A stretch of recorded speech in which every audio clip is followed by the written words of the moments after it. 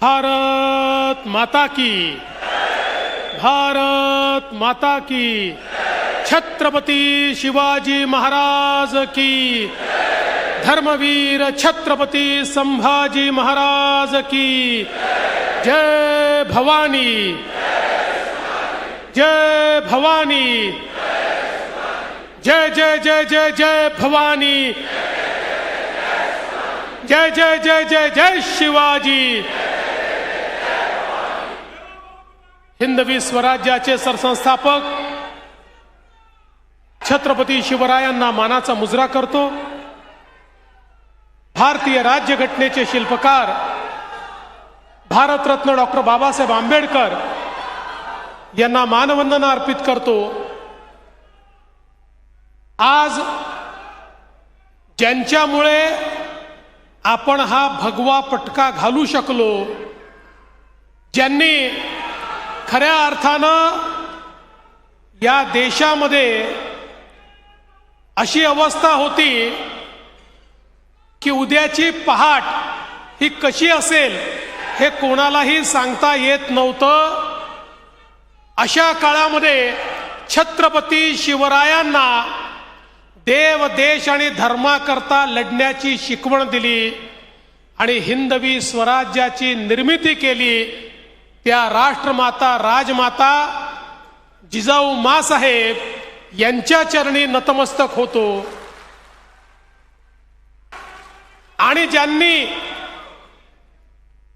या संपूर्ण देशातल्या तरुणाईला एक अमृत मंत्र दिला, उत्तिष्ठत जागृत प्राप्त वरांनी बोधित, म्हणजे उठा जागे व्हा आणि जोपर्यंत ध्येय प्राप्त होत नाही तोपर्यंत संघर्ष करा, हा मंत्र देणारे स्वामी विवेकानंदजी यांच्याही पुण्य स्मृतीला त्यांच्या नमन करतो।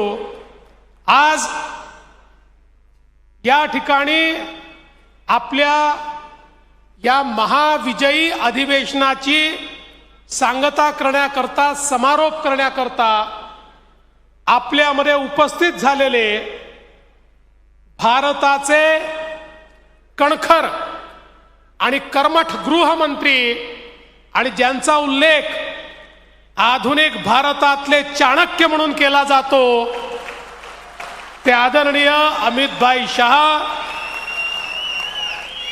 आपले अध्यक्ष चंद्रशेखर बावनकुळेजी, माननीय शिवप्रकाशजी, माननीय विनोद तावडेजी, माननीय पीयूष गोयलजी, माननीय रवींद्र चव्हाणजी, नारायणराव राणेजी, पंकजाताई मुंडे, अशोकराव चव्हाण, सुधीरभाऊ मुनगंटीवार, रावसाहेब पाटील दानवे, माननीय छत्रपती उदयनराजे भोसले, माननीय चंद्रकांत दादा पाटील, माननीय गिरीजी महाजन, माननीय आशिषजी शेलार, माननीय राधाकृष्ण विखे पाटील, माननीय मुरलीधरजी मोहोळ, रक्षाताई खडसे, प्रवीणजी दरेकर, रामभाऊ शिंदे, राहुलजी नार्वेकर, माननीय प्रकाशजी जावडेकर, माननीय हंसराज भैया अहिर, सन्माननीय विक्रांत पाटील, माधवीताई नाईक, रणधीरजी सावरकर, विजयजी चौधरी, राजेशजी पांडे, संजयजी केणेकर, या ठिकाणी उपस्थित आपले सर्व लोकप्रतिनिधी, अध्यक्ष, पदाधिकारी, सर्व प्रमुख महाराष्ट्राच्या कानाकोपऱ्यातून आलेल्या माझ्या कार्यकर्ता भगिनी आणि बंधूंनो, सर्वप्रथम महाराष्ट्रामध्ये जो महाविजय आपल्याला प्राप्त झाला त्याबद्दल आपल्या सर्वांना मी उभ्या उभ्याच साष्टांग दंडवत करतो, कारण आपल्यामुळे हा महाविजय आपल्याला पाहायला मिळालेला आहे। आणि आपल्या सर्वांच्या वतीने आपले नेते माननीय अमितभाई शहा यांचे मनापासून आभार मानतो की या लढाईमध्ये आपल्या सोबत 24 तास जर कोणी होते तर ते अमितभाई शहा या ठिकाणी होते। जिस समय लोकसभा के पराजय के बाद समूची पार्टी निराश थी, हताश थी और कार्यकर्ता समझ नहीं पा रहे थे कि महाराष्ट्र में हमसे क्या गलती हो गई कि हम इस प्रकार से पराजित हुए। ऐसे समय माननीय अमित भाई ने महाराष्ट्र का दौरा किया, महाराष्ट्र के एक एक संभाग में जाकर हजारों कार्यकर्ताओं से बात की, हजारों कार्यकर्ताओं का मार्गदर्शन किया, उनमें जान फूकी, उनमें ऊर्जा को प्रवाहित किया और उनके मन में इस बात को रोपित किया कि अभी पराजय हुआ है लेकिन आगे विजय है, विजय के लिए सबको संकल्पित होना पड़ेगा। और पूरी पार्टी उठकर खड़ी हुई और पार्टी ने यह महाविजय यहां पर लाकर दिखाया। इसलिए मैं हम सभी कार्यकर्ताओं की ओर से आदरणीय अमित भाई आपका बहुत बहुत आभार व्यक्त करता हूं। जिस प्रकार से ये लड़ाई लड़ते समय आपका केवल मार्गदर्शन नहीं तो सामने से आकर इस लड़ाई में लड़ने का काम आपने किया है, इसलिए आज आपका बहुत बहुत आभार यहां पर मैं व्यक्त करता हूं।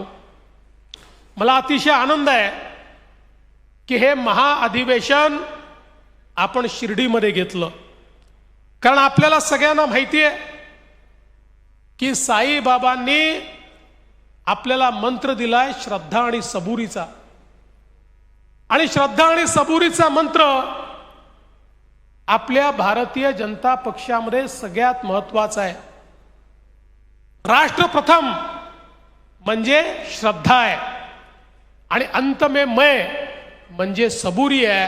हा मंत्र आपण सगळे आपल्या जीवनामध्ये सातत्याने त्या ठिकाणी पाळत असतो आणि आपल्याला कल्पना आहे की ज्यांना हा मंत्र समजला ते सगळे यशस्वी झाले आणि ज्यांना श्रद्धा आणि सबुरी समजलं नाही त्यांची हालत बुरी झाली, हे आपण या विधानसभेमध्ये या ठिकाणी निश्चितपणे बघितलेलं आहे। आणि म्हणून खरं तर आपण जर बघितलं तर एका अशा काळामध्ये आपली ही कार्यकारिणी या ठिकाणी होते आहे ज्याला संक्रमणाचं पर्व म्हणतात। मकर संक्रमण संपून महाकुंभाचं पर्व आपल्या देशामध्ये सुरू होत आहे। महाकुंभाचं अमृत हे पुन्हा एकदा त्या ठिकाणी प्राप्त करण्याकरता हजारो लोक महाकुंभामध्ये त्या ठिकाणी एकत्रित होणार आहे। अशा काळामध्ये खरं म्हणजे हा विजय आपल्याला मिळाला आणि महाविजयाचे अधिवेशन आपण करतोय आणि मला आनंद आहे महाराष्ट्राच्या जनतेने 3 वेळा, एकदा नाही 3 वेळा भारतीय जनता पक्षाला 100 पेक्षा जास्त जागा या ठिकाणी दिल्या। गेल्या 30 वर्षाच्या महाराष्ट्राच्या इतिहासामध्ये 100 पेक्षा जास्त जागा मिळवणारा एकमेव पक्ष कुठला असेल तर तो तुमचा आणि माझा भारतीय जनता पक्ष आहे। आणि म्हणून आज आपण खरं म्हणजे ज्या प्रकारचा विजय या ठिकाणी प्राप्त केलाय, आपण पाहतो G20 असतं, G7 असतं, तसं भारतीय जनता पक्षाचं G6 तयार झालाय। म्हणजे जे लगातार 3 वेळा जिंकले त्या राज्यांच्या म्हणजे गुजरात, मध्य प्रदेश, गोवा, छत्तीसगड आणि हरियाणा यांच्यासोबत आता महाराष्ट्र देखील जुडलेला आहे, ज्यांनी 3ऱ्यांदा जिंकण्याची हॅट्रिक ही या ठिकाणी केलेली आहे। आणि म्हणून खरं तर आज आपण सगळ्यांनी बघितलं की ज्या प्रकारचा हा विजय लोकसभेच्या निवडणुकीमध्ये 48 पैकी 17 जागा आपल्या निवडून आल्या, म्हणजे जेमतेम 35% मार्क घेऊन काठावर आपण पास झालो होतो, पण मनातनं मात्र नापास होतो। पण कुठेतरी त्यानंतर ज्या प्रकारचे प्रयत्न आपण केले, माननीय मोदीजींच्या नेतृत्वामध्ये ज्या प्रकारचा विश्वास आपण तयार केला, 288 पैकी 237 जागा जिंकून महाराष्ट्रातला इतिहास आपण तयार केला। 82% गुण मिळवले आणि भाजपनी तर 89% गुण मिळवले। मेरिटमध्ये भाजप या ठिकाणी पास झाला आणि आपण सगळ्यांनी बघितलं इतका मोठा विजय आजपर्यंतच्या महाराष्ट्राच्या इतिहासामध्ये महाराष्ट्राच्या निर्मितीनंतर सर्वात जास्त एखाद्या रुलिंग पार्टीला मिळालेल्या जागा या 222 होत्या। त्याचाही रेकॉर्ड तोडून 237 जागा आपल्याला मिळाल्या। मला असं वाटतं खूप मोठ्या प्रमाणात मिळालेला हा आपला विजय आहे। पण एक गोष्ट निश्चित आहे की हा विजय जो मिळालेला आहे या विजयाचे शिल्पकार कोण आहेत? महाभारतातला एक प्रसंग आहे। महाभारतामध्ये ज्यावेळी महाभारताच्या लढाईनंतर पांडवांना विजय मिळाला, पांडवांची सभा भरली आणि सभेमध्ये चर्चा सुरू होती की विजयाचे शिल्पकार कोण? मग त्या ठिकाणी कोणी म्हणालं धनुर्धर अर्जुन हे शिल्पकार आहेत। अर्जुन म्हणाले बरोबर आहे, मी ज्या प्रकारे त्या ठिकाणी अनेकांचा निपात केला त्यामुळे मी शिल्पकार आहे। भीम म्हणाले कौरवांचे 98 पुत्र तर मी मारले। त्या ठिकाणी ज्या प्रकारे गदा युद्धामध्ये दुःशासनाला मी पराजित केलं, दुर्योधनाला मी पराजित केलं, त्यामुळे याचा शिल्पकार तर मी आहे। तर कोणी असंही म्हणालं नकुल सहदेव शकुनीला आम्ही मारलं, आम्ही शिल्पकार आहोत। तर त्या ठिकाणी धर्मराज असं म्हणाले की शेवटी युद्धाचं नेतृत्व तर मी करत होतो, त्यामुळे या युद्धाचा शिल्पकार मी आहे। तेवढ्यात श्रीकृष्ण त्या ठिकाणी आले आणि त्यांना विचारलं पार्थ सांगा कोण या युद्धाचा शिल्पकार कोण, या विजयाचा शिल्पकार कोण? पार्थ म्हणाले मला तर माहितीच नाही, मी तर सारथ्य करत होतो, त्यामुळे कशी लढाई झाली हे मी बघितलंच नाही, त्यामुळे नेमकं कसं हे युद्ध जिंकलं गेलं मला माहिती नाही। पण एक व्यक्ती आहे की ज्याने युद्ध नीट बघितलेलं आहे, त्या व्यक्तीला जाऊन आपण विचारू।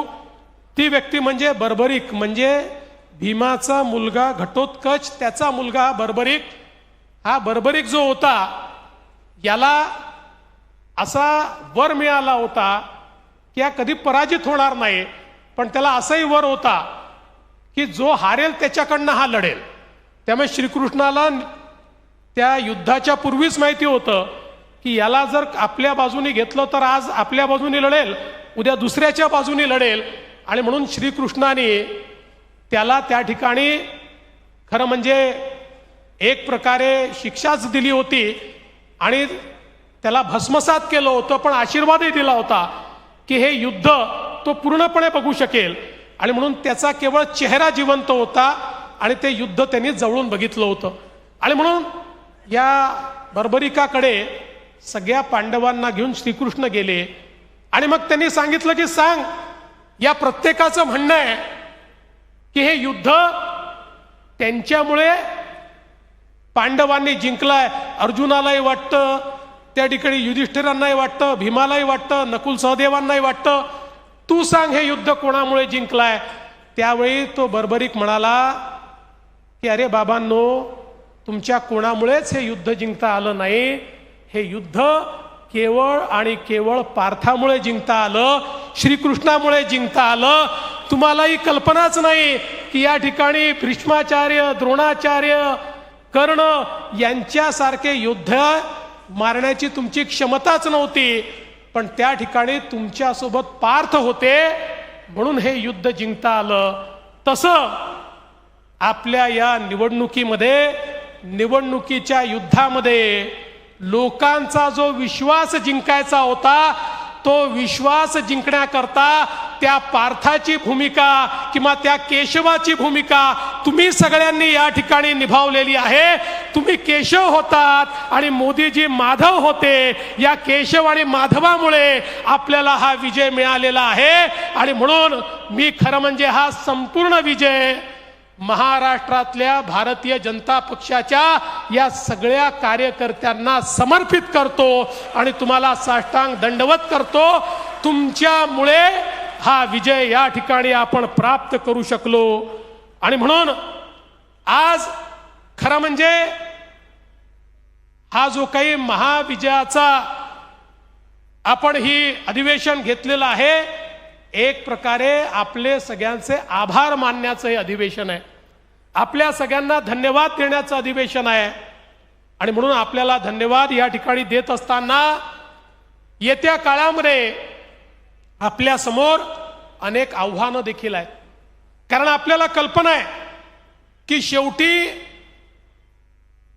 आपण सगळे एका ध्येयाकरता काम करतो.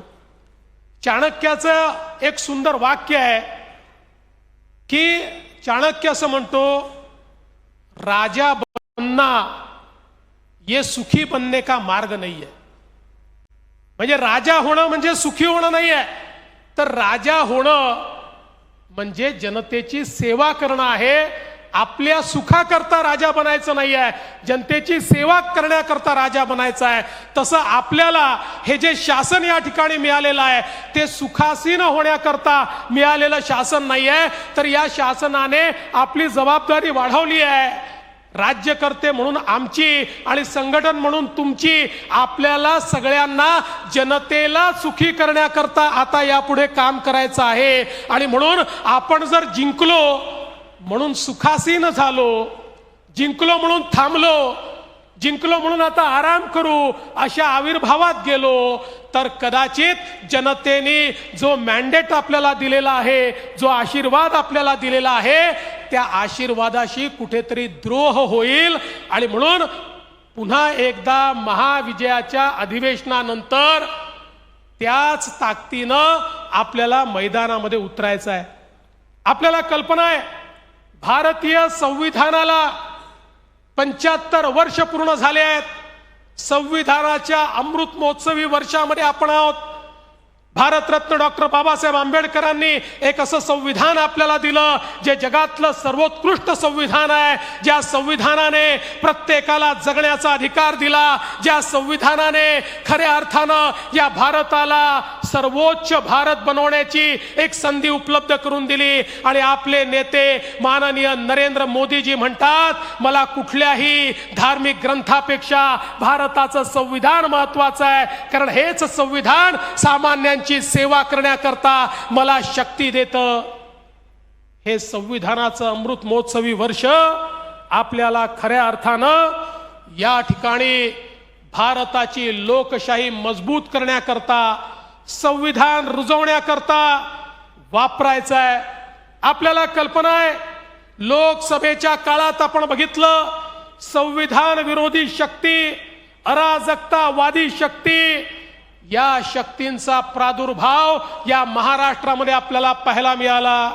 आपले विरोधक, मग ते काँग्रेस असो, ती उबाठा असो, ती शरद पवारांची पार्टी असो, यांना ज्यावेळेस लक्षात आलं की भारतीय जनता पक्षाला आणि मोदीजींना आपल्याला पराजित करता येत नाही, त्यावेळी अराजकतावादी अशा सगळ्या शक्तींना एकत्रित घेऊन त्यांनी या देशामध्ये आणि या महाराष्ट्रामध्ये अराजकता पसरवण्याचा प्रयत्न केला. या महाराष्ट्रात वोट जिहाद आपण बघितलं, या महाराष्ट्रामध्ये फेक नरेटिव्ह आपण बघितला. पण गेल्या 6 महिन्यामध्ये आपल्या सगळ्या राष्ट्रीय विचाराच्या संघटनांनी एकत्रित येऊन आपल्या खांद्याला खांदा लावून या ठिकाणी राष्ट्रवादाचं पुन्हा रोपण केलं. आणि या अराजकतावादी ताकदींना या निवडणुकीमध्ये आपण पूर्णपणे पराभूत केलं. पण त्यांना जरी आपण निवडणुकीत पराभूत केलं असलं तरी त्यांच्या कारवाया थांबलेल्या नाही आहेत. आपल्या समोर आव्हान आहे. आपण आत्ताच बघितलं कशा प्रकारे बांगलादेशी घुसखोर या ठिकाणी आपल्याला अलीकडच्या काळात सापडतायत. आणि केवळ सापडत नाही आहेत, तर ते कागदपत्र बनवून मतदार याद्यांमध्ये या ठिकाणी घुसतायत. आमच्या किरीटभाईंनी परवा त्या ठिकाणी मालेगावचं उदाहरण दिलं, ज्या मालेगावमध्ये शेकडो नवीन जन्म प्रमाणपत्र अचानकपणे हजारो लोकांना त्या ठिकाणी मिळाले. मालेगाव असेल, इकडे अमरावतीचं अंजनगाव असेल, अचानक त्या ठिकाणी एकेका गावामध्ये 100 लोकांना जन्माचं प्रमाणपत्र मिळत आहे. 50 वर्षाचे 60 वर्षाचे लोक अचानक आपल्या जन्माचं प्रमाणपत्र काढतायत. वोट जिहादचा पाठ तू सुरू झालेला आहे. हे सगळे घुसखोर आहेत. या घुसखोरांना बाहेर काढण्याचं आव्हान हे आता आपल्या समोर आहे. या देशामध्ये एकही घुसखोर या महाराष्ट्रामध्ये आपल्याला त्या ठिकाणी राहू देता कामा नये. त्यामुळे या अराजकतावादी ताकदींच्या विरुद्धची आपली लढाई, ही लढाई अजून आपल्याला त्या ठिकाणी घट्ट करावी लागेल. याच अराजकतावादी ताकदींनी दुसरा प्रयत्न सुरू केलेला आहे. या महाराष्ट्रातली सामाजिक वीण ही कशी त्या ठिकाणी खराब होईल, या महाराष्ट्रामध्ये जातीमध्ये पंथांमध्ये द्वेष भावना, त्यांच्यामध्ये विद्वेष, त्यांच्यामध्ये मोठ्या प्रमाणात दुफळी कशी माजेल, असा देखील प्रयत्न हा मोठ्या प्रमाणात होतोय. अनेक घटना होतात, गंभीर घटना होतात, त्याचे पडसाद उमटतात. ते साहजिक देखील असतात, ते नैसर्गिक देखील असतात. पण अनेक वेळा अशा पडसादांचा उपयोग करून अराजकतावादी आपलं मत कसं पुढे नेता येईल असा देखील प्रयत्न करतात. आणि म्हणून कुठेतरी हा महाराष्ट्र एकसंघ राहायला पाहिजे. माननीय मोदीजींनी आपल्याला एक मंत्र दिला, जो या निवडणुकीचा गुरुमंत्र ठरला. एक है तो सेफ है, हे मोदीजींनी सांगितलं, हे आमच्या साधू संतांनी सांगितलं. या ठिकाणी हा मंत्र घेऊन आपण समाजात गेलो, संपूर्ण समाज एकसंघ झाला. या ठिकाणी एक भगवी लहर आपल्याला पाहायला मिळाली आणि त्याचा परिणाम आपण सगळ्यांनी बघितला. पुन्हा एकदा समाजामध्ये दुफळी माजवण्याचा जो प्रयत्न आहे, तो प्रयत्न आपल्याला हाणून पाडावा लागेल आणि सगळ्या समाजाला सोबत घेऊन आपल्याला पुढे जायचं आहे. कारण आपण वर्षानुवर्ष सांगतोय, पथका अंतिम लक्ष्य नहीं है, सिंहासन चढ़ते जाना, सब समाज को लिए साथ में आगे है बढ़ते जाना. हा मंत्र घेऊन आपल्याला पुढे जायचं आहे. आणि म्हणून अराजकतावादी या ज्या सगळ्या ताकदी आहेत, या ताकदींच्या विरुद्धची लढाई आपली संपणार नाही आहे. आज आपल्याला या महाराष्ट्रामध्ये परिवर्तन करायचं आहे. एक नवीन महाराष्ट्र आपण घडवतोय.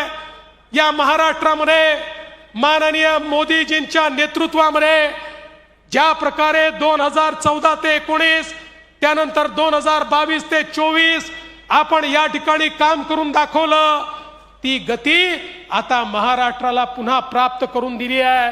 आपण सांगितलं महाराष्ट्र आता थांबणार नाही, ही गती कमी होणार नाही. आता या महाराष्ट्राला कायम दुष्काळ मुक्त करण्याकरता नदीजोड प्रकल्प आपण हातामध्ये घेतलेले आहेत.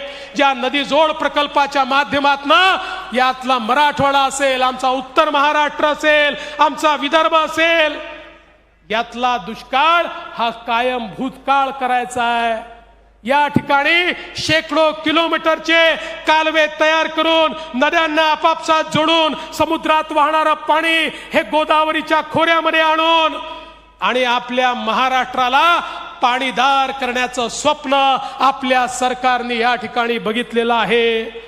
एक ऊर्जावान महाराष्ट्र, ज्या महाराष्ट्रामध्ये आमच्या शेतकऱ्याला सौर ऊर्जेच्या माध्यमातून जन्मभर मोफत वीज मिळाली पाहिजे आणि महाराष्ट्रातला शेतकरी हा सुजलाम सुफलाम झाला पाहिजे. याकरता सौर कृषी वाहिनीच्या प्रकल्पाच्या माध्यमातून या महाराष्ट्रामध्ये एक नवीन क्रांती आपण घडवतोय आणि 2030 सालापर्यंत 52% वीज ही महाराष्ट्रातली अपारंपरिक ऊर्जा स्रोतातनं या ठिकाणी येईल आणि आमचा शेतकरी ही सुजलाम सुफलाम होईल. आणि पहिल्यांदा महाराष्ट्रामध्ये आमचा प्रयत्न आहे की उद्योगाला आणि घरगुती वीज जी आपण देतो त्या विजेचे भाव देखील कमी झाले पाहिजे, अशा प्रकारचा प्रयत्न या महाराष्ट्रामध्ये आपण करतोय. आणि हे सगळं करत असताना एकीकडे इन्फ्रास्ट्रक्चरचे प्रोजेक्ट्स आहेत, मोठ्या प्रमाणात महामार्गांची कामं आहेत, पोर्टची कामं आहेत, एअरपोर्टची कामं आहेत. आणि ही सगळं करत असताना मोदीजींनी एकच मंत्र आपल्याला दिलेला आहे आणि तो मंत्र म्हणजे ईज ऑफ लिव्हिंगचा. प्रत्येकाच्या जीवनामध्ये सुलभता आली पाहिजे. ही सुलभता आणण्याकरता आपण प्रयत्न सुरू केला आहे आणि सुलभता आणण्याकडे जात असताना त्यातलं सगळ्यात महत्त्वाचं धोरण काही असेल तर पारदर्शिता आहे. प्रामाणिक पारदर्शितेने सरकार चाललं पाहिजे, विभाग चालले पाहिजे, प्रामाणिक पारदर्शितेने सरकारी कार्यालय चालली पाहिजे. या दृष्टीनं मोठ्या प्रमाणात येत्या काळामध्ये आपण काम करणार आहोत. आणि म्हणूनच मी मुख्यमंत्री झाल्यानंतर 100 दिवसाचा कार्यक्रम दिला, विभागांनाही दिला आणि 7 सूत्री कार्यक्रम हा प्रत्येक कार्यालयाला दिला. जसं आपण एकीकडे सरकारचं काम करतोय, तशीच माझी आपल्या प्रदेश अध्यक्षांना देखील विनंती आहे की सरकारमध्ये आम्ही 100 दिवसाचा कार्यक्रम दिलाय, पक्षातही तुम्ही 100 दिवसाचा कार्यक्रम द्या. त्या 100 दिवसामधला सगळ्यात पहिला पक्षाचा कार्यक्रम म्हणजे या ठिकाणी 1.5 कोटी सदस्यता ही आपली मोहीम आहे. माझी आपल्या सगळ्यांना विनंती आहे की आपण सगळ्यांनी जर मनात आणलं तर 1.5 कोटीपेक्षा जास्त या ठिकाणी आपण मेंबरशिप करू शकतो. कारण लक्षात घ्या, आज अनुकूलतेचा काळ आहे. आज भारतीय जनता पक्षासोबत जुडणं लोक आपला सन्मान समजतात. सन्मान, कोणाहीकडे जा आणि त्याला म्हणा की तुम्ही सदस्य व्हाल का, तो सन्मानाने सदस्य होण्याकरता तयार आहे. आता आपली क्षमता किती आहे, आपली ताकद किती आहे, आपली हिंमत किती आहे, याच्या आधारावर खऱ्या अर्थानं हे होणार आहे. आणि म्हणून एकीकडे सरकारच्या माध्यमातनं समाजातल्या सगळ्या वर्गांची अपेक्षा पूर्ती करण्याचा प्रयत्न चाललाय. आमच्या लाडक्या बहिणींना आपण मदत करतोय आणि पुढेही करतच राहणार आहे. खरं म्हणजे एक नरेटिव्ह पसरवण्याचा प्रयत्न चाललाय. लाडक्या बहिणींची मदत बंद होणार, शेतकऱ्यांना दिलेली वीज सवलत ही बंद होणार. मी एकच गोष्ट सांगतो, महिला असतील, शेतकरी असतील, युवा असतील, गरीब असतील, आपले दिव्यांग असतील, समाजातल्या जेवढ्या घटकांकरता योजना आम्ही सुरू केलेल्या आहेत त्या सगळ्या योजना आपण पूर्ण करणार आहोत. आणि यासोबत आपण जे काही आपल्या घोषणापत्रामध्ये सांगितलेलं आहे ते देखील पूर्ण करण्याचा प्रयत्न हा निश्चितपणे आपण या ठिकाणी करणार आहोत. त्याची सुरुवात आपण केलेली आहे. आणि म्हणून माझी आपल्या सर्वांकडे ही एवढीच विनंती आहे की आता सरकार आलेलं आहे, हे आपलं महायुतीचं सरकार आहे.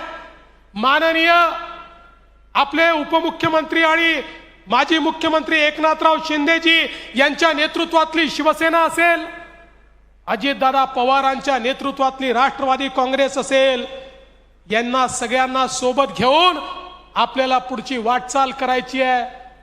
आपले रिपब्लिकन पार्टी असेल किंवा इतर छोटे मित्र असतील, यांना देखील आपल्याला सोबत ठेवायचं आहे आणि एकत्रितपणे ही सगळी वाटचाल आपल्याला करायची आहे. आणि ही वाटचाल करत असताना खऱ्या अर्थानं आपल्या सरकारचं समाजापर्यंत पोचण्याचं उपकरण काय आहे, तर ते उपकरण आपला कार्यकर्ता आहे, आपला पदाधिकारी आहे, आपली संघटना आहे. तुम्ही सगळ्यांनी या ठिकाणी या उपकरणाचं काम, या सेतूचं काम करायचं आहे. सरकार आलं म्हणजे आता सरकार चालवणारे वेगळे आणि संघटन वेगळं असं नाही, तर संघटनेला सरकार सोबत समन्वय करावा लागेल आणि सरकार म्हणून तुमच्या सोबत समन्वय झाला पाहिजे. याकरता व्यवस्था आम्ही उभ्या करू. आमचे अध्यक्ष या ठिकाणी बावनकुळेजी यांनी या संदर्भातल्या व्यवस्था उभ्या केल्या आहेत. आणि म्हणून माझी आपल्याला विनंती आहे की आपल्या सरकारचे कार्यक्रम हे खालपर्यंत आपल्याला कसे नेता येतील याचा प्रयत्न आपल्या सगळ्यांना करावा लागेल. आणि मी आपल्याला हात जोडून विनंती करतो की आपलं कल्चर, आपली संस्कृती ही इतरांपेक्षा वेगळी आहे. आपल्या सगळ्यांना लक्षात घेतलं पाहिजे. आपण समाजात काम करणारे लोक आहोत. अलीकडच्या काळामध्ये सगळेच जण मंत्रालयात दिसतात. मंत्रालयात येणं चुकीचं नाही, काम असताना आलंच पाहिजे, पण स्टेटस सिम्बॉल म्हणून येऊ नका, विनाकारण येऊ नका. समाजातली कामं घेऊन त्या ठिकाणी या. कामं असतील तर निश्चितपणे त्या कामांची व्यवस्था आपण लावू आणि ती कामं आपण त्या ठिकाणी कशी करायची हा प्रयत्न आपण करू. मी दुसरी विनंती आपल्याला करणार आहे, मीडिया असला तरी करणार आहे. या ठिकाणी आपल्याला विकासाची कामं करायची आहेत आणि विकासाची कामं करत असताना एक उदाहरण म्हणून सांगतो, 25-15 सगळ्यांना माहिती आहे म्हणून सांगतो, 25-15 हे कोणाला रोजगार देण्याचं साधन नाही आहे. 25-15 सामान्य माणसाच्या जीवनातलं दुःख दूर करण्याचं साधन आहे. हे आपल्या कार्यकर्त्यांनी या ठिकाणी लक्षात घेऊन आपल्या संस्कृतीप्रमाणे काम केलं तरच हा विजय आपण खालपर्यंत रुजवू शकू. आणि म्हणून भारतीय जनता पक्षाची जी संस्कृती आहे ती संस्कृती ही आपण सगळ्यांनी निश्चितपणे लक्षात ठेवायची आहे. खरं तर मी एवढंच सांगतो कि विकल्प बहुत मिलेंगे मार्ग भटकाने के लिए, विकल्प बहुत मिलेंगे मार्ग भटकाने के लिए, लेकिन संकल्प एक ही काफी है मंजिल तक जाने के लिए. अशा प्रकारचा संकल्प हा आपल्या सगळ्यांच्या माध्यमातून या ठिकाणी व्हावा अशा प्रकारची विनंती मी आपल्याला करतो. खरं म्हणजे अनेक गोष्टी बोलायच्या आहेत, त्या पुढे मी बोलीन, पण आज आपण सगळे या ठिकाणी माननीय आपले अमितभाई शहा यांना भेटण्याकरता आलेलो आहोत, त्यांना ऐकण्याकरता आलेलो आहोत. आणि म्हणून मी एवढीच आपल्या सगळ्यांना विनंती करेन की येत्या काळामध्ये भारतीय जनता पक्षाला मिळालेला हा जो विजय आहे, हा विजय जनसामान्याच्या जीवनामध्ये परिवर्तन करण्याकरता एक पारदर्शी प्रामाणिकतेतून चालणारं सरकार, अशा प्रकारची प्रतिमा आपल्या सरकारची आणि त्या सरकारला पूर्णपणे घट्ट आणि हिमालयासारखी या सरकारच्या मागे उभी असलेली संघटना, अशी संघटनेची प्रतिमा, या दोन्ही प्रतिमा जर आपण तयार केल्या तर निश्चितपणे असा विजय आपल्याला वारंवार मिळत जाईल. येत्या काळामध्ये स्थानीय स्वराज्य संस्थांच्या निवडणुका येणार आहेत. जवळपास माझा अंदाज आहे की पुढच्या 3-4 महिन्यात, अर्थात सुप्रीम कोर्टातनं निर्णय झाला तर पण तो निर्णय शेवटच्या टप्प्यावर आहे, त्यामुळे तो निर्णय झाला तर येत्या 3-4 महिन्यात या निवडणुका होतील. या निवडणुकांची तयारी देखील आपल्याला करायची आहे. आणि जसा महाविजय हा महायुतीने या ठिकाणी महाराष्ट्रात विधानसभेत मिळवला, तसाच महाविजय आपल्याला महाराष्ट्रामध्ये स्थानिक स्वराज्य संस्थांमध्ये देखील मिळवायचा आहे. त्याकरता आपण सर्वांनी सज्ज राहावं एवढीच आपल्याला विनंती करतो आणि माझं बोलणं संपवतो. धन्यवाद. जय हिंद, जय महाराष्ट्र.